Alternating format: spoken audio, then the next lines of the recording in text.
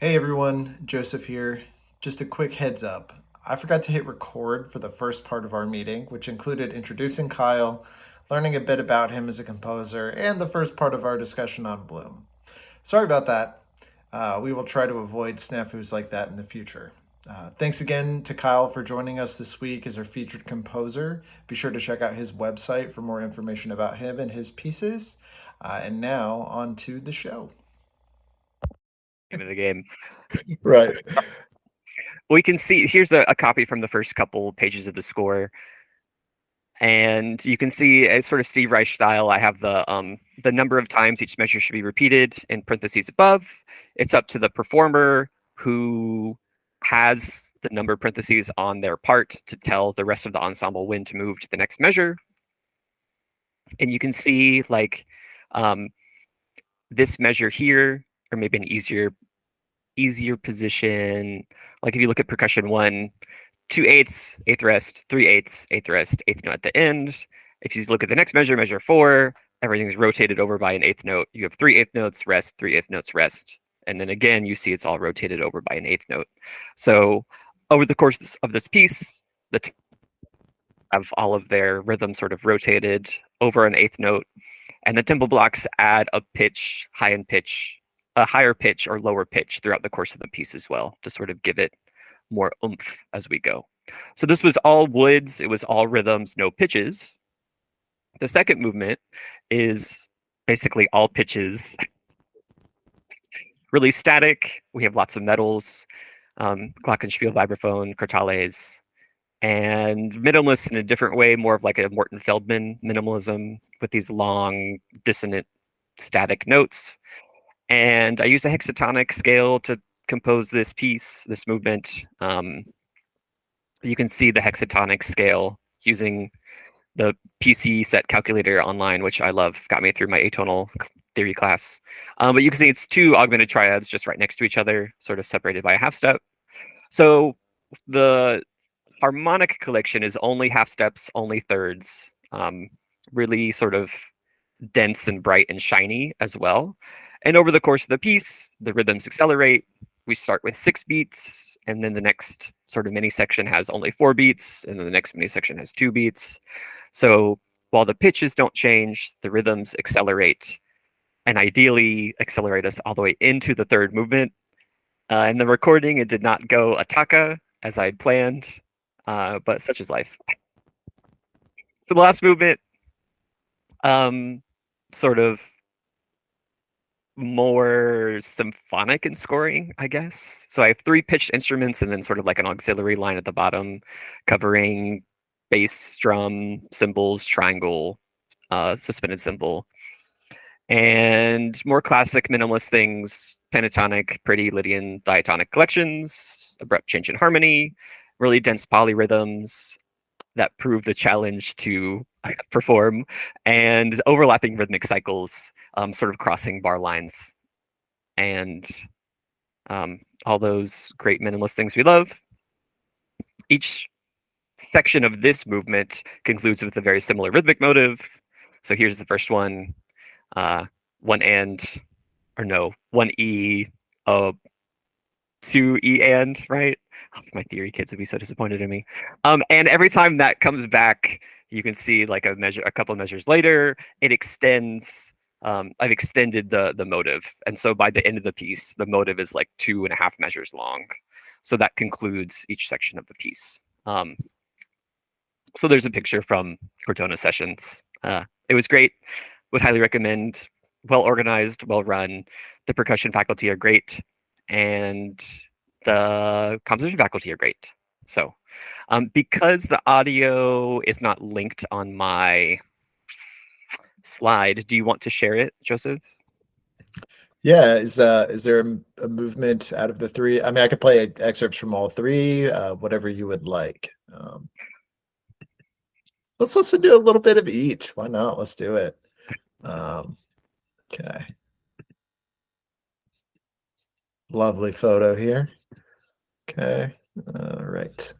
So here's Bloom. You're up before the sun. Here's an The ad. men and women we count on every day. And when you need us most, your Carolina Ford dealers are here for you. Discover what it We means to love be ads. true blue. For great And I offers already on new bought a Ford truck car. or I don't need SUV, this see your car ad. Carolina Ford dealer today. Hey there, listeners. Did you know that a silent culprit may be wasting gallons of water in your home? Here's a quick tip. To check for toilet leaks, drop a few drops of food coloring in the tank. Wait 15 minutes, and if the color appears in the bowl, you've got a leak. In most cases, a simple flapper replacement will solve the problem. Don't let your money go down the drain. Save water and cash by fixing those leaks. To learn Amazing. more, visit durhamsaveswater.org. It's time to make every drop count. Wow, what an amazing advertisement. You're all welcome for the education. Can you hear that okay?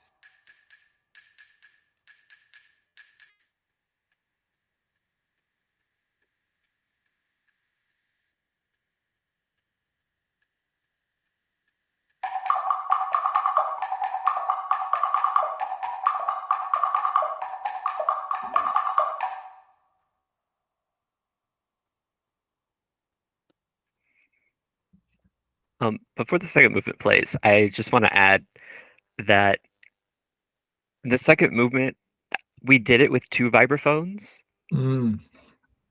but at no point are the vibraphones ever playing the same pitches at the same time. So I would love to experiment with this being performed on one vibraphone, performance on either side.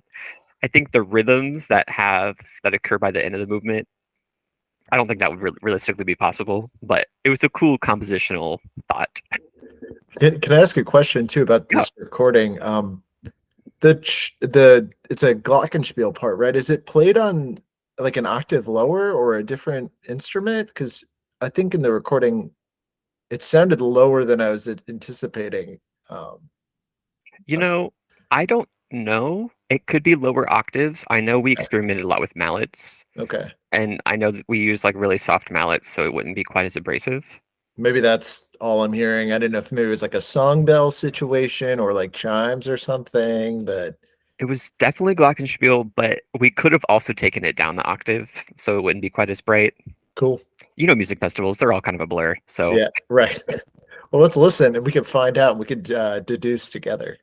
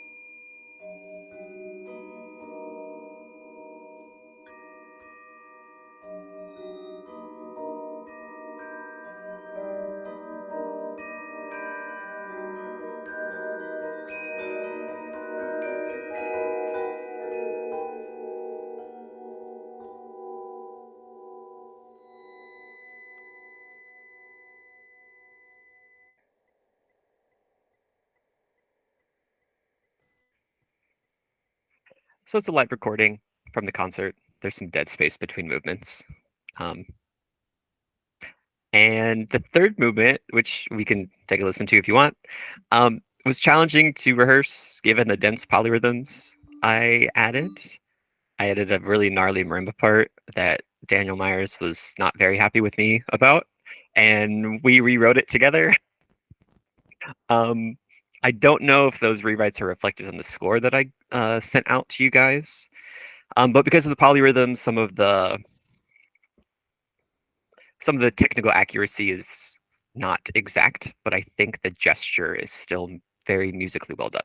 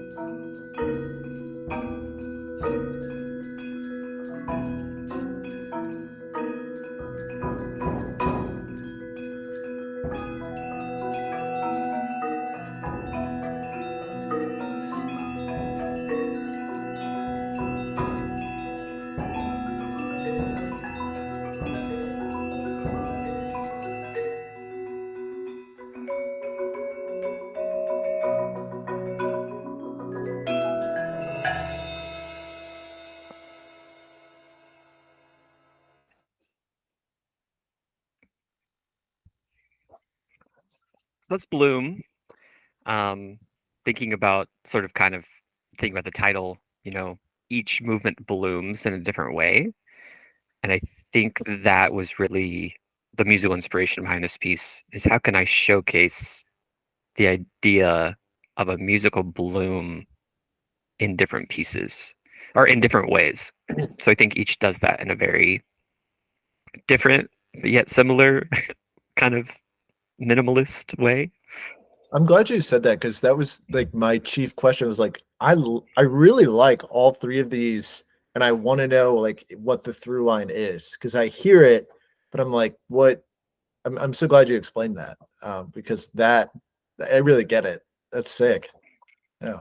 Yeah, and uh, there's sort of a loose narrative too, Mhm. with the story of the Cherokee Rose. Um, and I'm not really a narrative-driven composer. And again, it's not really my story to tell. So I left it out of the program notes. But if anyone asked me, what inspired this piece, it's something that I've been thinking about for a long time. I actually had sketches of a previous quartet version of this that never saw the light of day. So this is sort of take two.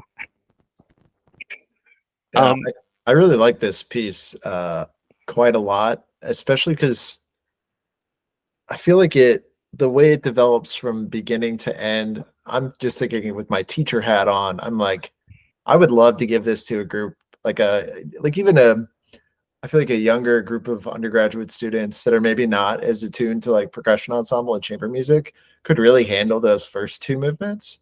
And then that third one would be like very much a challenge. I'm surprised that Daniel Myers gave you flack for how hard your part was because that guy plays a lot of really hard music all the time.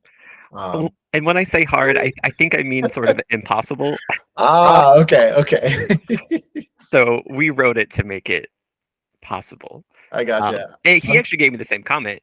Um, Oh, okay. he was like, this piece is really great for sort of intermediate groups until you look at that marimba part in the third movement. And I was like, that's fair. That's fair. Yeah. So by all means, I think the pieces sit nice as a collection together, Hmm. but I'm certainly not opposed to anyone taking a movement and just doing a movement of my piece. And we're not dealing with symphonies here. They don't have to be played together. So but Yeah. Yeah. let's No, I I'm really over like musical rules. Be happy to answer other questions, but I'd love to keep trucking through my music. All right, so let's talk about Wait, fleeting. wait, wait. Okay, go. I have a question. Um, so I guess my question is like with the backstory you told us about like it being about the Cherokee Rose and um the history that goes with that. Um, I'm just I guess I'm kind of wondering like why, if I understood what you said correctly, why you decided to use some of the rhythms Steve Reich uses when those rhythms, from what I know, come from like a more African culture. Um, I think I'm pulling inspiration from my training, and my training is capital W Western classical music. So, um, not it's gonna come across wrong, but like I have a lot of guilt as like a white male, especially in the music world, and I try to combat that in ways that I can. But I think for it to be an authentic composition, I'm not in the business of taking other people's music that I can't really identify with culturally or haven't been trained in by a person who does that music and sort of spin it as like, oh, I was inspired by African drumming. Like, while I think there's definite historical and musical connections between either African drumming or African rhythms, any world music, honestly, and minimalism. I think that I identify more with minimalism rather than world music because I haven't been trained in those traditions. So it's all semantics, really. It's the same musical stuff, right? But it's how do we frame it in a way that I think is respectful and non-appropriative, but also in a way that might open the door for someone to explore the intersections between culture and music. Cool. Thank you. I actually hadn't thought about it that way before. So thank you. Yeah, because like, who am I as a white man to be like, this piece is about the Native American story? Like, what? Like, anti everything I believe in, especially because white people are sort of the cause. I don't want to say sort of, but are the cause, right? That the Cherokees no longer live in Georgia. So that's a bummer. And who am I to say that this very traumatic historical cultural moment was the inspiration for a piece I wrote for a music festival that was primarily attended in the South, you know, by primarily white people. It's not really good look. These are the things that keep me up at 2 a.m. Um, but still serve as inspirations for my music. Yeah. Great question. So, then let's just pack away our trauma and keep going. This next piece, uh, written for the Neef Festival. We actually met Mackenzie. Hey, girl. Is that last year together, right? Um, Time's an illusion. So this was summer 2023. Neef North's at Knoxville University, Tennessee, at Knoxville. Really percussion heavy program, which was great because at Florida State, I did not get the opportunity to write much for percussion. So I think it was a great sort of end cap to my time at FSU. So it was performed by Lisa Cella, Alexis Eubanks, and Brandon Guin. Brandon and Lisa are both at University of Maryland, and Lexi, I can't remember. I think she just graduated or maybe getting her master's. But regardless, the inspiration is just kind of a pun. It was one of those situations where like I was asked to write a piece in 4 weeks. What are you gonna do? So each movement combines fleeting with a different word. So the first movement is like fleeting glimpse. The second movement is fleeting moment. Third movement is fleeting feeling. I guess that's not really a pun, but you get it. And the instrumentation, 2 C flutes and a myriad of different percussion instruments. We ended up going with a drum set for the third movement. I didn't want to call for a drum set, but I called for all the instruments that would make up a drum set. And so I talked to Brandon and I was like, hey, we good for like a drum set? And he agreed that it made the most sense. And if there's another piece that we might talk about today where I should have done that, I wrote that other one before this. And so I was coming into this piece with sort of that knowledge of many concert percussionists can't play drum set. So I called for basically a drum set in another piece, and we didn't set it up like a drum set. And he was like, yeah, this would be a lot easier if this was just a set part. And I'm like, you're right. So I had the conversation with Brandon, but I didn't call for it in the score, but it made the most sense at the time. So Fleeting Glimpse is more avant-garde in style. Cymbal, gongs, wood blocks, sort of a low tom. Sort of the title is Fleeting Glimpse, like you're catching something out the corner of your eye and you turn to look and it's not there, and you kind of keep doing it. And the percussion instruments are played mostly with your hands and with a bow, which is fun. Fingertips, tips of fingers rubbing on the what do you call it? Rubbing on the drum itself. And the flute players play lots of extended techniques, air, the tongue pits, tongue rams, key clicks. So you can see this is a copy from the first page of the score. There's lots of stuff going on here. Lots of alternative notation. Honestly, it took longer to edit the part than it took to write it, but it was fun. It was fun to do, and they did a really great job with all of the extended techniques and stuff. So the second movement, Fleeting Moment, again, movement 2, very static, sort of like the last one, scored for just vibraphone and flutes, like you're stuck waiting for something. And it's in 2 sections composed with the octatonic scale. The first section is very metered, has the vibraphone sort of doing like an 8th note pattern the entire time, sort of keeping the beat. And the second section is very freely, where you have some box notation in the vibraphone, and the flutes sort of go wild. So here's a couple measures from the first section where you can see it's metered. Just arpeggios in the vibraphone. The flutes have some cool polyrhythms. That's fun. And the second section, the flutes really go wild, and the percussionist is just creating a background for them to play into. So I drew the dotted bar lines for the flute part so they could sort of stay lined up with each other, even though it's not supposed to really be lined up. Um, the concept of freely is hard often for classically trained musicians. And so I sought to combat that by not really making it free at all, giving them rhythms to play, and then them and telling them like, hey, if you want to deviate, go for it. And they didn't really, which is what I'm used to. But um, there's there's that.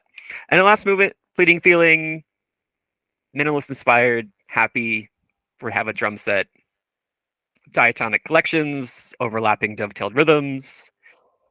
Here are the flute parts from the beginning. You can see they dovetail right into each other, so it sounds like a constant stream of 16th notes.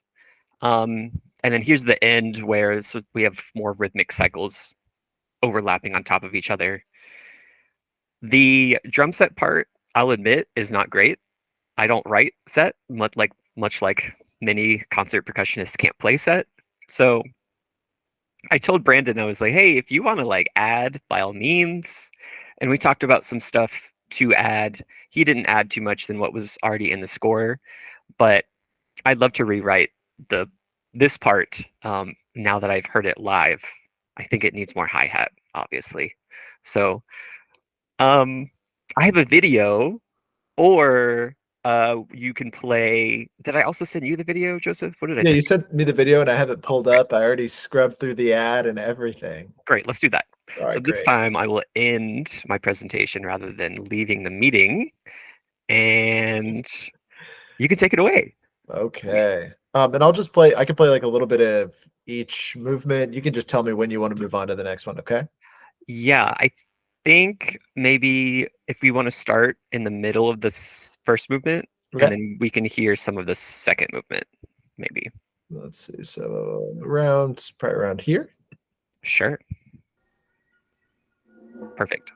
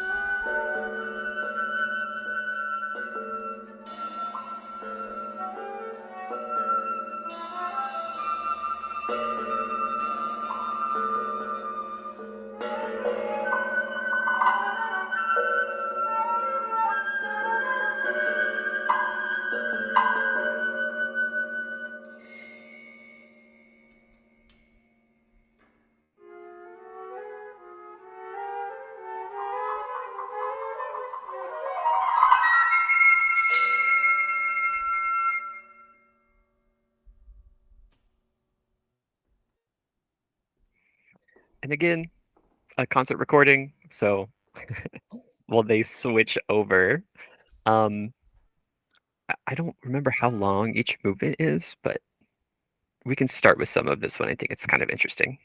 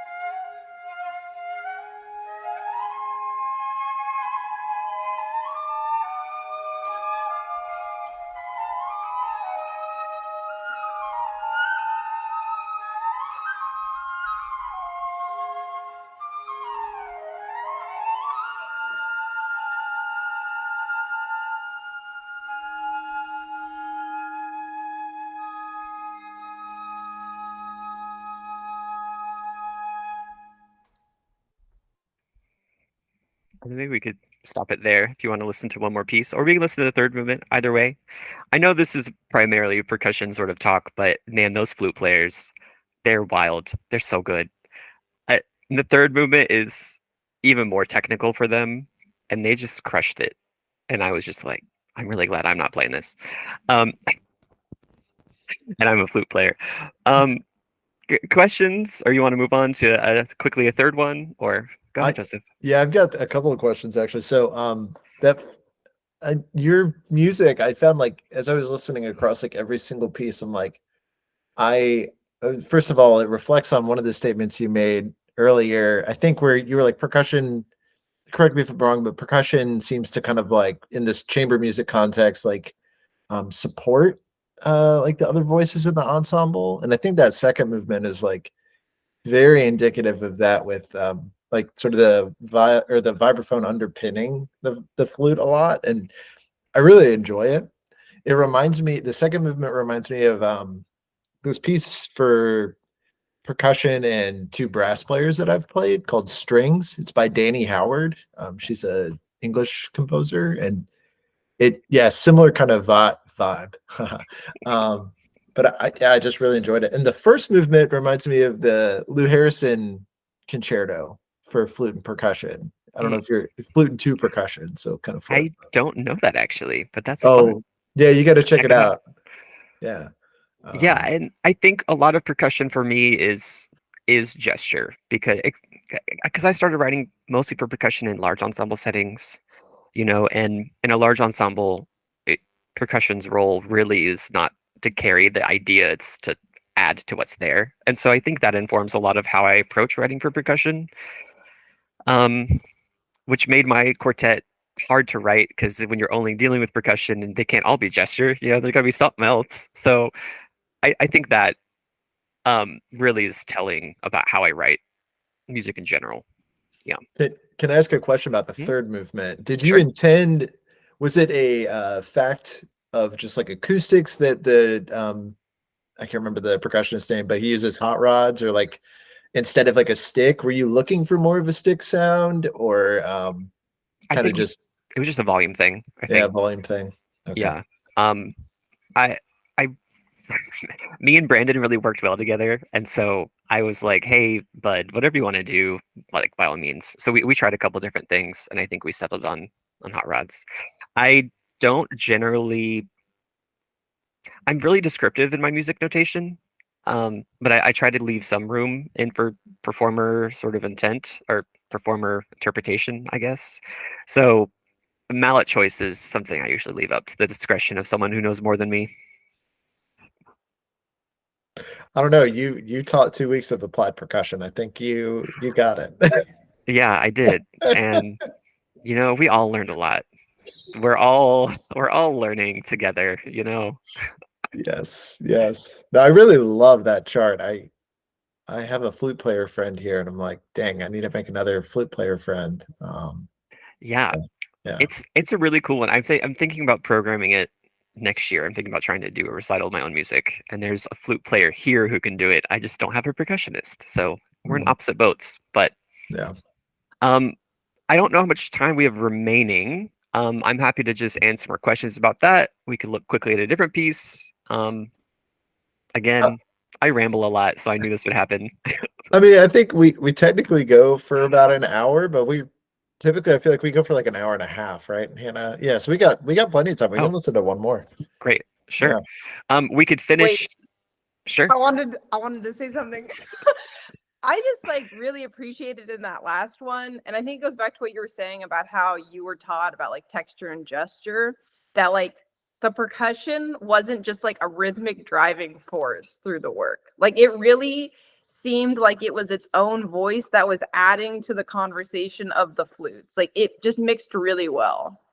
And Thank you. as a percussionist, I appreciate that. Thank you. I think each of those three movements are different because the first movement, the percussion really is just texture while the flutes are playing. A lot of the first movement's texture with the extended techniques, and the second movement is really about percussion as an accompanying instrument. Um, and with the vibraphone, the pedal down, the bows, it can just ring to create this sort of bank of sustain. And the last movement, I think, is that like very rhythmic, sort of connection it has to the flutes. So it was cool to explore how percussion can interact with these flutes in different ways. And I wrote both flute parts as not so much like flute one, flute two, as in flute one is better than flute two. You think of that with like educational music a lot of the time, right? Like let's give quarter notes to third clarinets because they can't play. And so I wrote these with the opposite idea in mind of let's truly make a duo for two flutes and have the percussion be its own voice. So there are times where one instrument's more important than the other, but I really wanted it to be all equal partners as a trio rather than this is just kind of accompanying what someone else is doing. Yeah. And I think you did a really good job of that. Thanks. The percussion does really sound like a separate voice and doesn't sound like an afterthought or like the bass to like have the flutes go off of.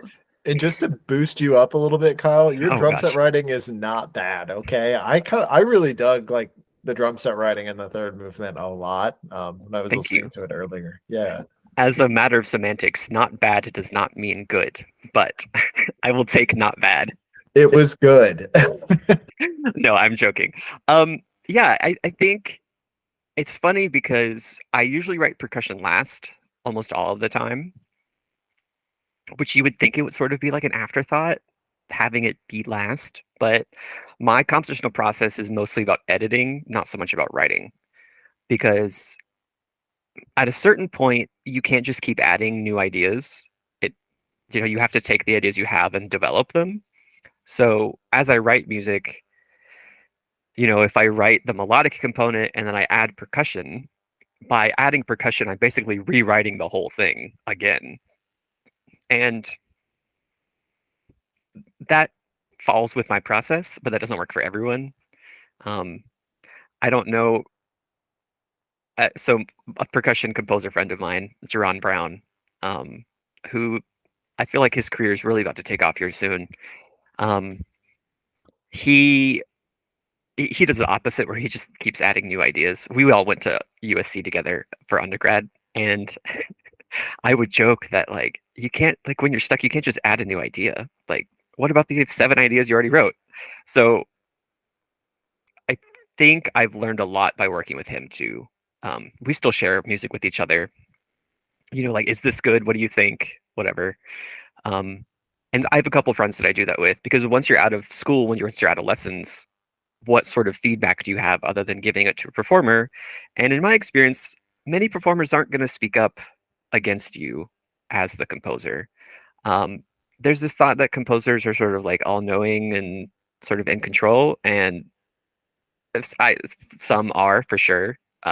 I'm not, it's just a vibe that I put down on paper and like we'll figure it out together. But performers are not willing to tell you what works and doesn't work.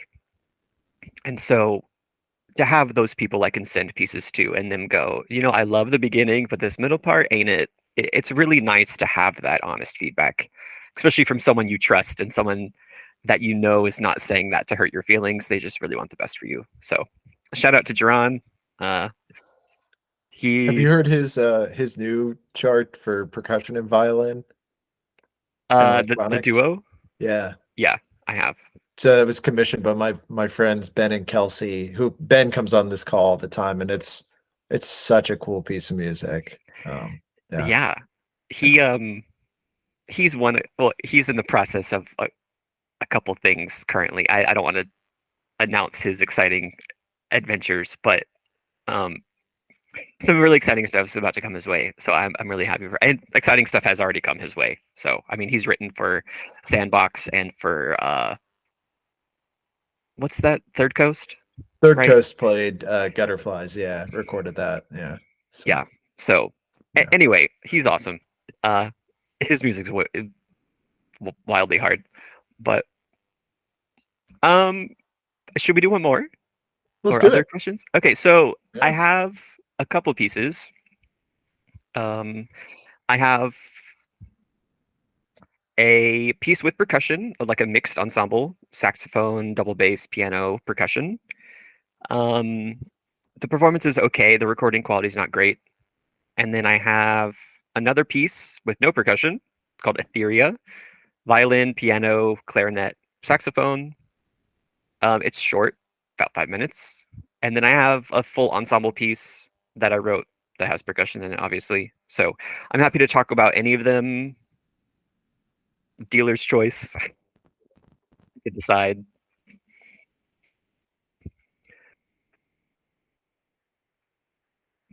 Okay. So I want to talk about Etheria because it got premiered at Carnegie Hall, but it doesn't have percussion, so maybe I should do a different one. No, let's do Okay, it. cool. So for something different, I guess I'll save you the slides. I was inspired by Schwantner and Bryce Dessner. You know Eighth Blackbird at all?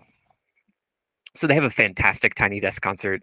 Um, the beginning of their Tiny Desk concert has this piece I'm referencing, Bryce Dessner's Murder Ballads, and I think it was the album they won a Grammy on, but it could be a different album. Anyway, it starts with like this rock and flute part.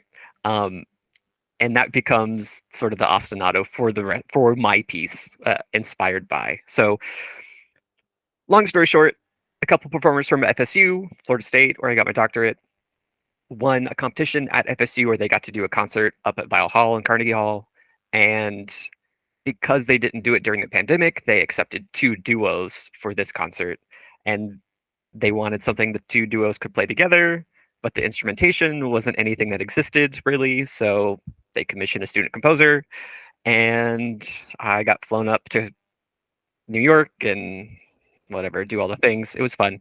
So it's one of those opportunities that landed in my lap, and I was very happy to take it. But again, one of those pieces where they're like, "Hey, we need this in 4 weeks. Like, can you do that?" And what do you say? But yes. So again, short deadlines. I turn to minimalism because I can crank it out. So the beginning, sort of Schwantner inspired, studying a lot of Schwantner and orchestration. The rest of it sort of alternates these two contrasting, I don't know, musical ideas, and ends climactically, which is fun, sort of with a big question mark, which is kind of weird to end a concert that way. And the recording I have is from a dress rehearsal. The preview concert that we did in Tallahassee, I live streamed it, and Facebook's live stream audio is a potato. So, and of course, it's absurdly expensive to record at Carnegie Hall. So the only recording I have is what I pieced together from dress rehearsals. It still sounds good, but not as good as I wanted it to, and not as good as they actually performed it like in concert. You know how that goes. So, um, yeah, take it away, I guess. I guess I should name the duos. It was the the Chang McLean duo, violin and piano, and duo Farilla, which is clarinet and saxophone. So I could name where all of them are now, but I'm not going to bother. So here's Etheria.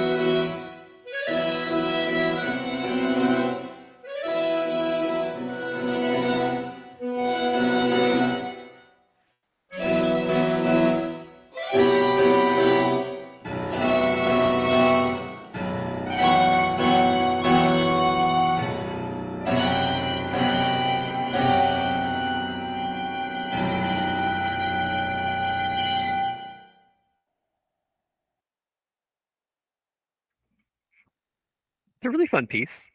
Uh, I had a there's a great coach too that we workshopped the piece together a couple times. The violinist's professor, first name Shannon. Oh gosh, I can't remember her last name, but she's phenomenal, and she really coached us through this piece. It's a really collaborative process. The rhythms in it are nuts. I'll say that. Listening to it, you probably can't really tell, but all sorts of weird stuff happening in the score rhythmically. It would be easier with symmetric modulations, but hey, my time crunch, you just couldn't manage it. So it was really cool. We wrote a lot of the piano parts. We wrote a lot of the violin parts, adding a lot of double stops, and rewrote a lot of the rhythms and took stuff out and rescored it. It was a really great, very collaborative process the entire time, which is really what I'm looking for as a composer. Like I really want someone who's gonna like take it and really own it. Um, I and I've thought that a really long time, most of my compositional career. One, because like I'm not the one playing it, right? So like I want someone who's gonna play it to really play it, you know. And I heard the story when I was in undergrad, probably as a sophomore, probably like 19 years old, you know. And there was this chamber group at USC doing Voice of the Whale by George Crumb, and they were giving some sort of like pre-concert talk about it, and they had a question about part of the piece, and so of course they called George Crumb, and that they somehow got his house number, and his wife answered, I guess, and they were like, "Hey, we're so and so ensemble. We had a question for for George Crumb about this piece," and she just laughed at them and then said, "Yeah, I'll go get him." And then he got on the phone, and they asked whatever question that they had, and I think his response was something to the effect of, "Well, you're the ones playing it, so it's your piece now," and he just hung up. So while I'm not that dramatic, I'm not George Crumb. I abide by the same principle that if you ask me as the performer what I think you should do as the composer, like I'll tell you, but I'm really more into how can we make this work together? Like, what do you think about this? And I think my notation is descriptive enough where there's really few questions for like you know, like nuts and bolts type of operation, and that way the questions can really be about interpretation, and that's way more interesting to me anyway. So yeah, questions about Etheria or anything else? Um, I just wanted to say that last remark you made in the George Crumb anecdote. I recently experienced that myself where a composer and player said to me something along the lines of, "You have more ownership of this at this point than I do." And I was like, "Do not put that on me, sir." And it was like kind of a both a like, "Whoa, this is like a weird moment as like a player," but also like a, "Okay, yeah, I can do this." So like I love that you value that collaborative um part of it and that sort of like agency. Like it's great that you like want that agency for your players. Um and also I really appreciate the amount of detail that's in your parts, just like going through all the scores and everything. So Thanks. I use Finale, and it takes a lot of work to do that in Finale. I keep telling myself I'm going to switch to Dorico, and I just don't want to learn something new. I've been using Finale for like, I don't know, 12 years or something. Um, but I think really few performers are willing to take on that change of mindset, I guess, you know?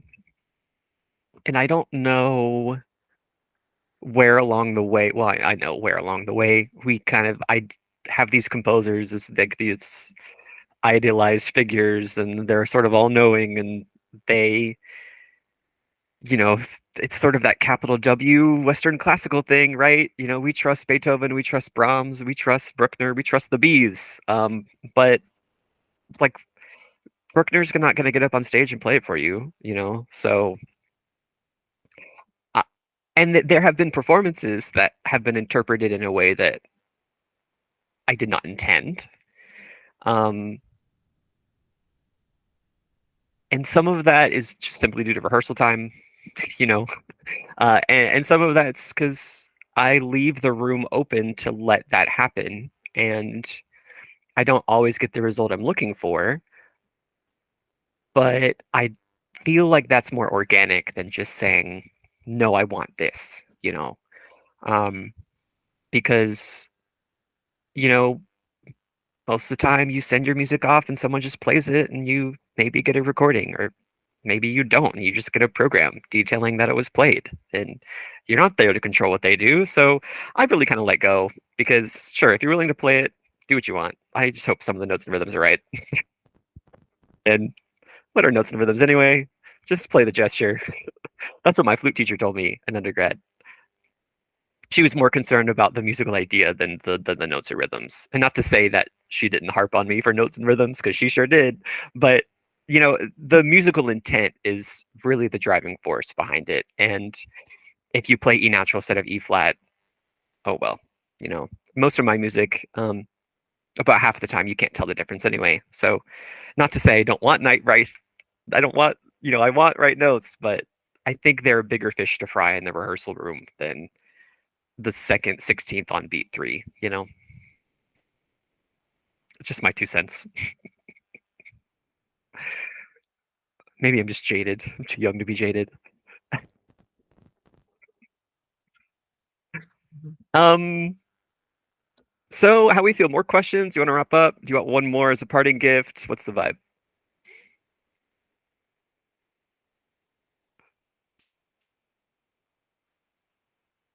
Well, I have an exciting one that we can go out on if you want. The Yeah, quality's let's not do it. superb, but we'll play Lyra.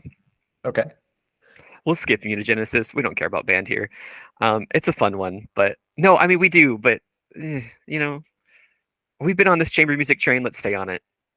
Yeah, I got to be honest. I didn't play in band in the entirety of my master's degree, and then for like Oh, this most of my DMA, and it. Oh man, I hope this doesn't get back. It was great.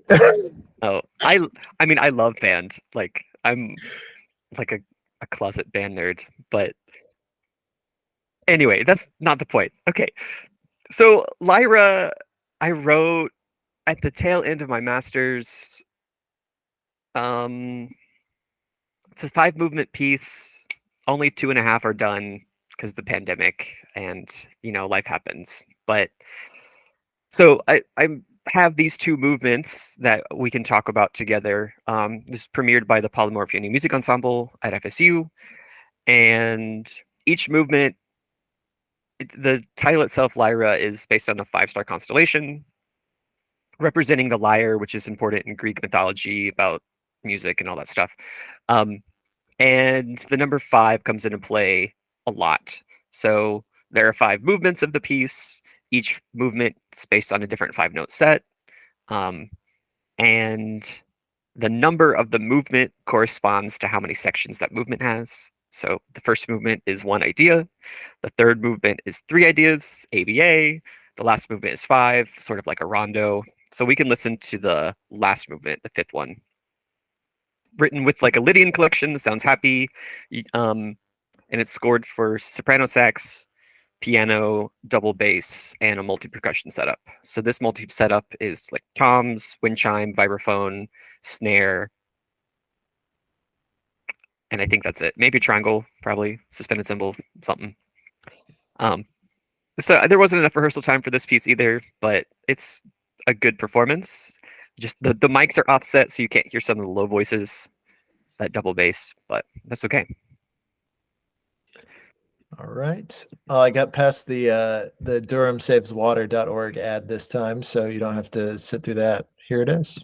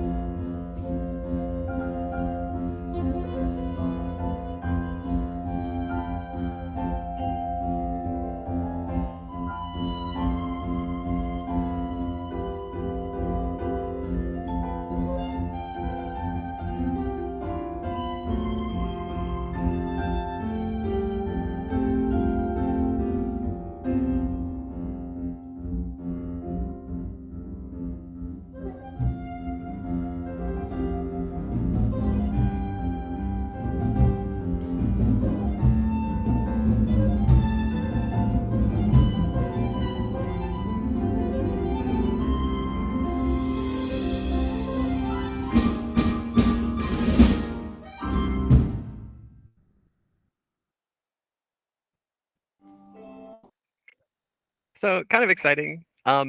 This whole suite or selection of movements, I guess, each movement features a different instrument, and the last movement features sort of all four of them in different ways. And it was really interesting to figure out again how it could not just how the whole piece could not just be saxophone accompanied by everything else, right?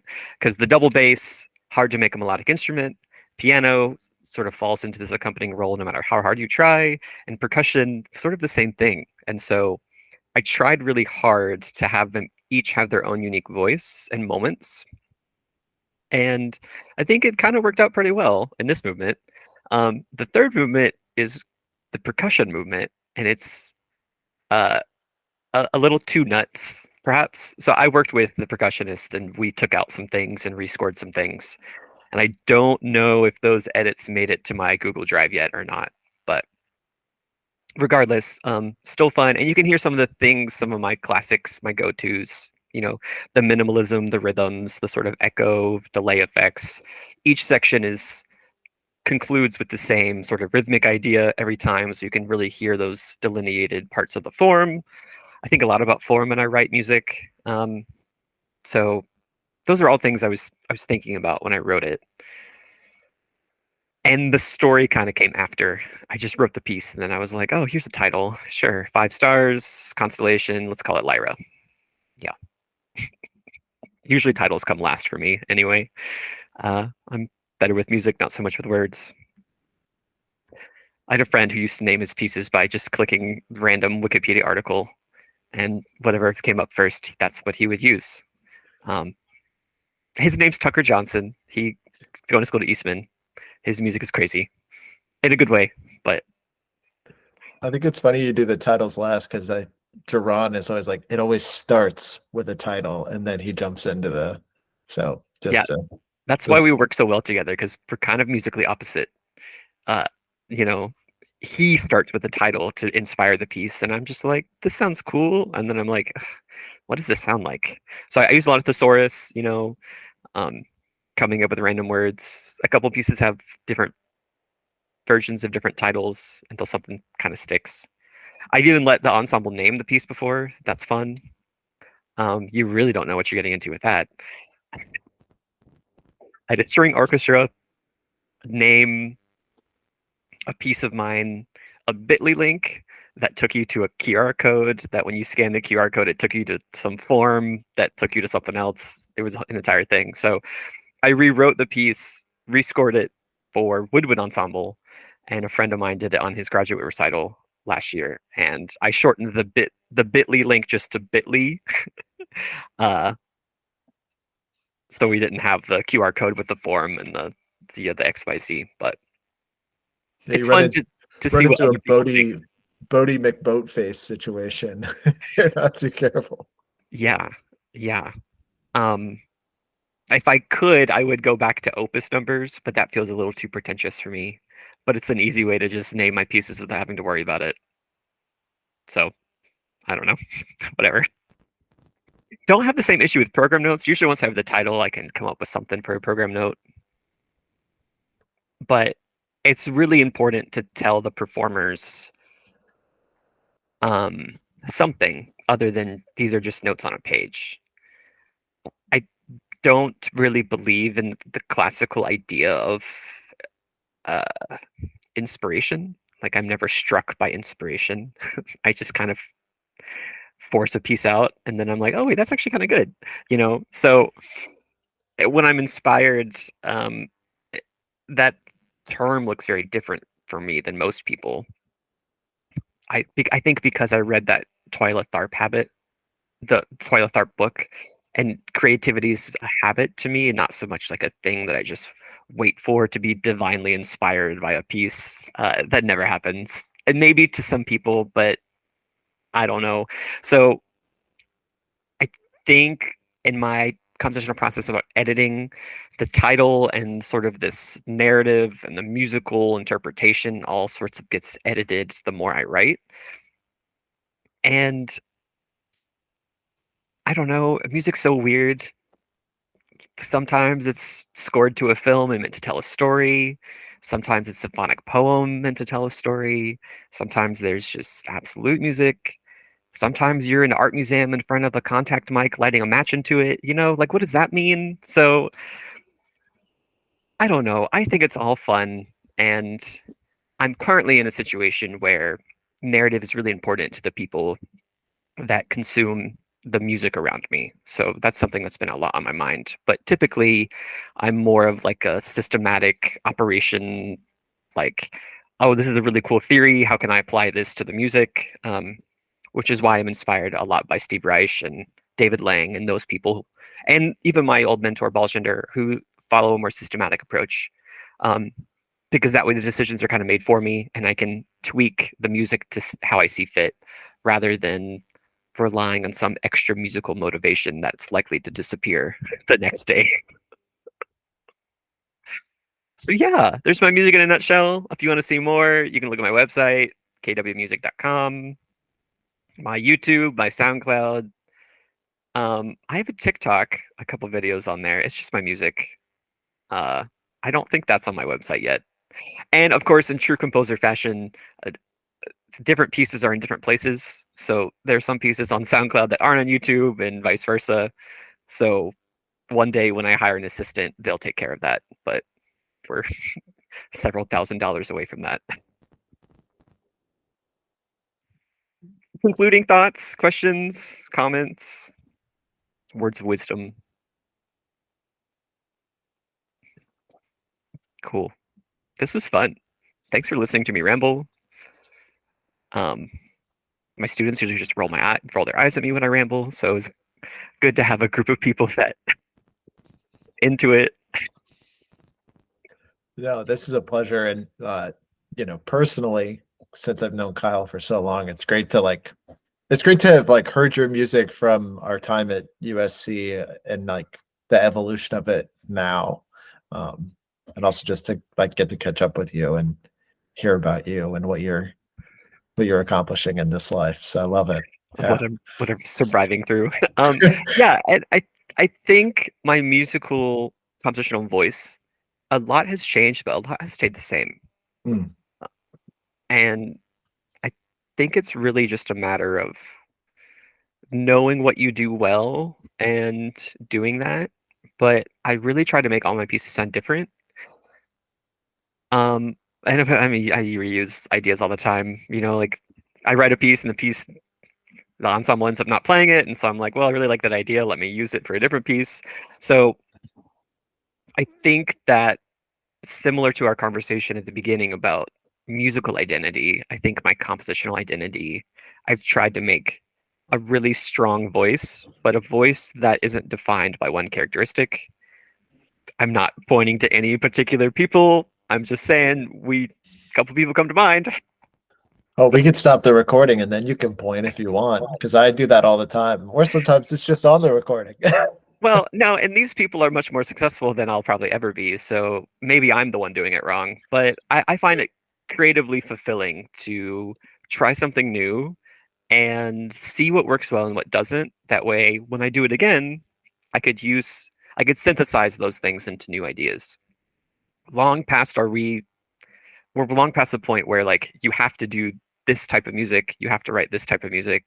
We're really sort of in this polystylistic era currently in contemporary music, and so I think I'm trying to lean into that as much as possible. Who knows where history will take us, but that's where I'm going. So we'll see who's on the train with me. We'll be sure to teach about it in our music history classes, right? Absolutely. Polystylism. I'm ready. Awesome. Anybody else have any thoughts? Yeah, I just want to say thank you for coming on the call. Really appreciate it. I think just like a general comment, like one of my favorite things about us having composers around our age like come and talk to us is I feel like we get like the full picture and the real story. I just sometimes like just past experiences like talking to composers that have made it or whatever, they love to dumb it down. They're like, yeah, I just do this thing. And it's like, no, composing is so much more than that one thing you do. And I just really appreciate from you, Kyle, as well as like the past composers we've had come on to this group that you all are just like so genuine with us and like actually tell us what you do. Yeah, thanks. And I'm that way teaching too. Like I'm just honest because I feel like the past couple of years have put everything and so many things in perspective for so many people. Um, that I think long days are the days long past are the days of sugarcoating things, you know? And with a group of people who believe in similar musical ideas, it's more fun to just be honest and be forthright and say, here's what I'm thinking, here's what I was doing, you know. My music I write my music very technically, so I tried to spare you some of the details. It's cool to see that as well. Um, so I appreciate that. Thank you so much. You know, I'm a friendly person and I'm collaborative and you can't see that on the sheets of my music, but I tried to be that in the rehearsal room. And there's some things that I say because I'm so honest that people take a little too close to heart. And I've learned how to navigate that in the rehearsal room quite a good deal. Because I don't know, you know, art is a sensitive topic, and there's technical ability, and there's also artistic expression, and those two things are very closely linked. So, it can be really difficult to navigate, but it's cool to talk about these things with people who are willing to navigate them. So, if you like my music, check me out. If you want to play my music, just like let me know. I don't have a lot of it for sale right now, and trying to talk with a couple publishers about getting it published, but currently I'm on this like a why charge for music? Let's do a pay what you want situation. So I'm working on getting that set up through my website, sort of like I've seen some other composers do this too. So, you know, if you have the players and the performance, you know, let me know. I'll send you sheet music. Otherwise, just don't steal my scores, I guess. I don't know. Or do, as long as it gets me publicity. We'll get you famous. Don't worry. One Fayetteville State University percussion ensemble performance at a time. You know, and for so long I was worried about what other people think of me, like being famous. Now I'm just happy to be employed. So my personal identity has changed the older I've gotten. I'm just looking to do cool stuff, I'm not really looking to win a Grammy. Maybe one day, but we have many years ahead of me. So Well, thank you so much, Kyle. Kyle, you're always welcome back. We're going to keep you on the email list until you tell me to take you off the email list. So if you ever want to cool. hop on the call, we do this. We're going to be continuing to do this once a month, every second Sunday, right, Hannah? So our next one's going to be March 11th, Daylight Savings Day. My spring break. That is. Yeah, your spring break, my spring break. Woohoo! Yeah. So you're always welcome back. And if Cool. you have music that you want to talk about, like send it our way and we'll happily put it on the docket. Yeah.